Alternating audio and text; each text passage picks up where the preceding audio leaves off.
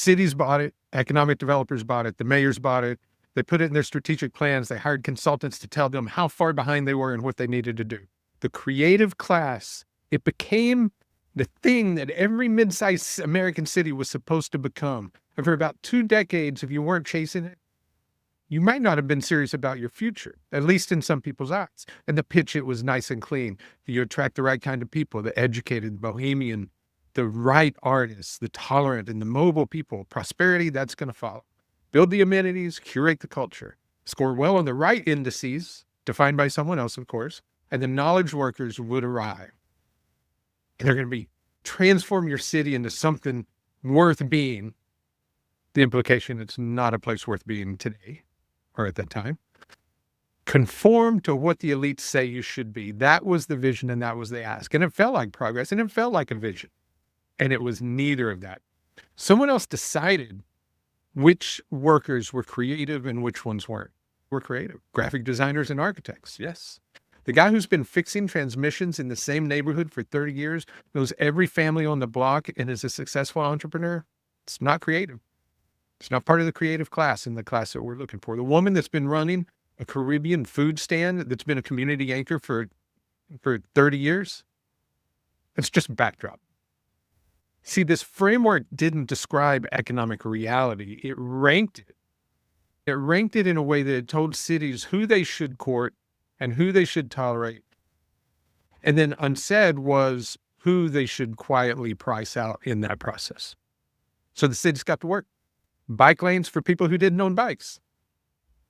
Craft cocktail bars that displaced the bars people actually went to. Edgy arts grants for the right kind of art. Hiking trails, diversity celebrations, all of these things engineered to signal to a certain kind of mobile professional that, hey, we are the place you're looking for. We are your kind of people. Some cities pulled it off. And what they got rampant property price speculation, those soaring home prices, and they got displacement. The creative class, it turned out, was just the affluent. That's what it was. Or at least it was college-educated children of the affluent. Neighborhoods were sacrificed to attract them and didn't get the prosperity that was promised from this concept. See, the frameworks, even some of the frameworks' own architects, eventually acknowledged as much, or some of this. And what had been sold as a path to urban renewal, revised quietly, but it became this force, maybe unstoppable, that cities needed to tame. The same cities, and so now it was different consultants, or the same consultants, but a new problem to solve and another fee. That was not a reckoning, that was just a rebrand. You can build the infrastructure of creativity, but you can't engineer what's authentic. You can't manufacture the culture itself. When you try, when you designate certain chosen groups as a creative class, especially give them the keys to your city's identity, what you're going to get is economically sterile below in its foundation. A city that in the right photographs might look like it's thriving can't really figure out why nothing really took root. Nobody really feels like they belong there. It emerged from people that are making things in their bedrooms and in their garages and they're on their back porches and in their local scenes.